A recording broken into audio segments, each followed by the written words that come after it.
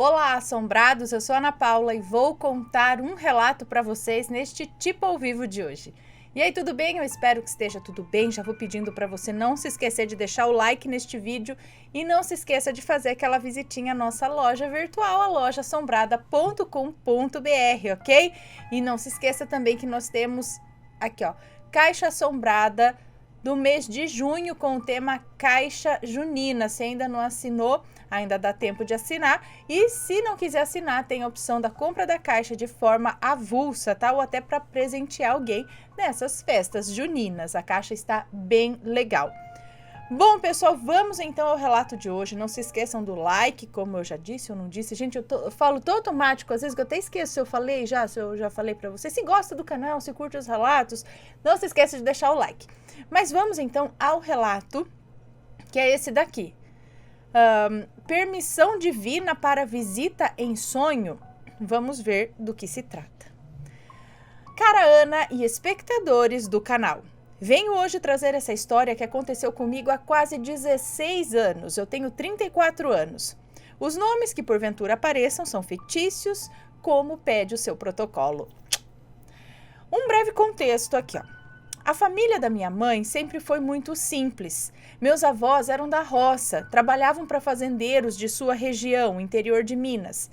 Tiveram muitos filhos, 6 meninas e 1 rapaz. Mas ele não é o 7º filho depois das 6 moças, portanto não tenho parentesco com um lobisomem, ok?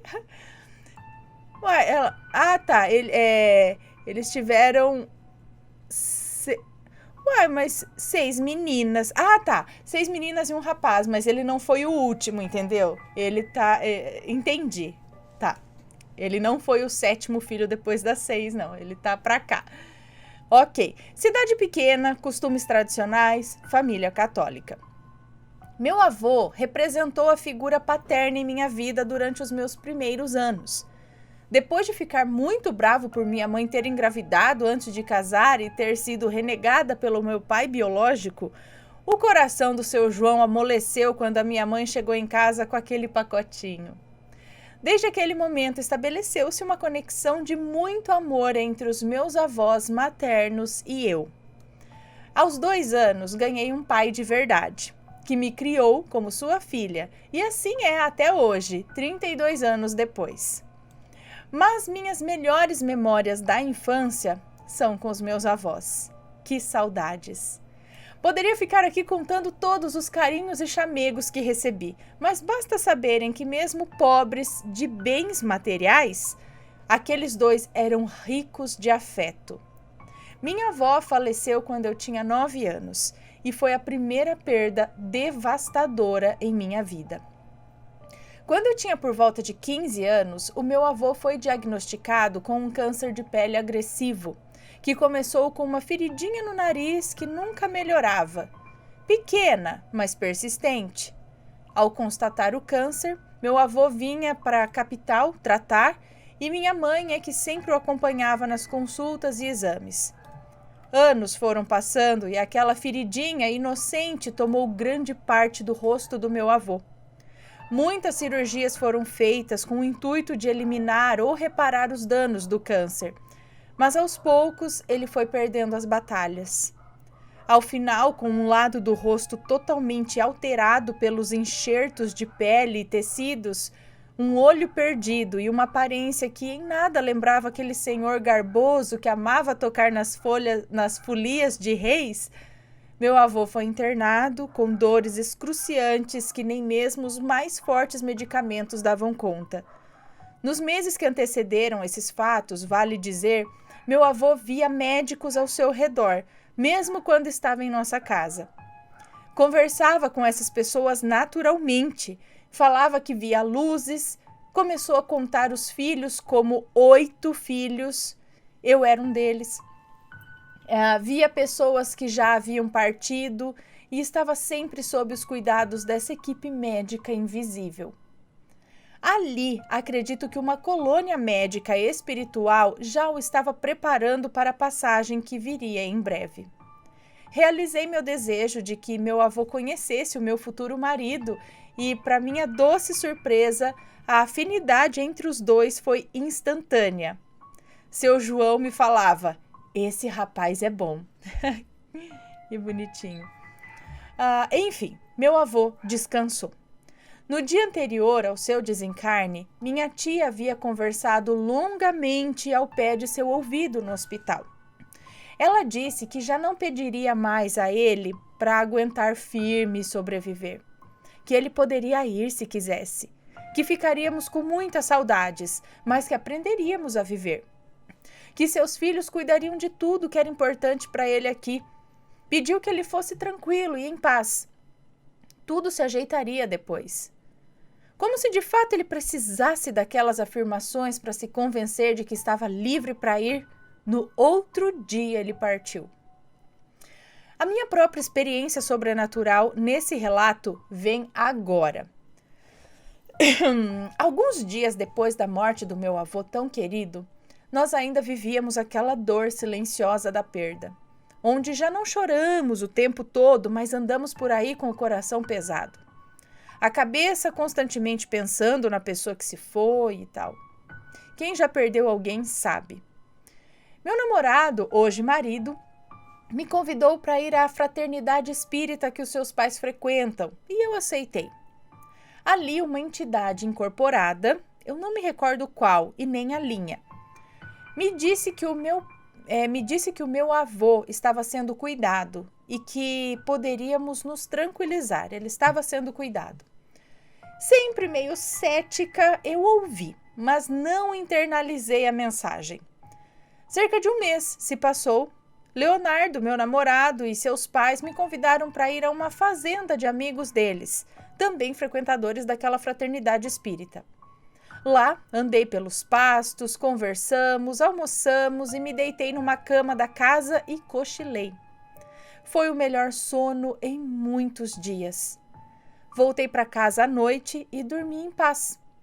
Naquela madrugada, eu tive um sonho muito real e tranquilizador. No sonho, meu avô estava todo arrumadinho, roupa clara, o seu inseparável chapéu na mão, cabelo penteadinho como ele gostava, bigode aparado e alinhado. Eu, incrédula do que via, só pensava em como aquilo era possível, se ele já havia morrido. Ele veio andando em minha direção. O ambiente parecia tomado por uma neblina fininha. Sabe quando as pessoas sonham nos filmes e fica meio esbranquiçadinho? Como um efeito de blur? Sei, tava assim. E ele finalmente estava na minha frente.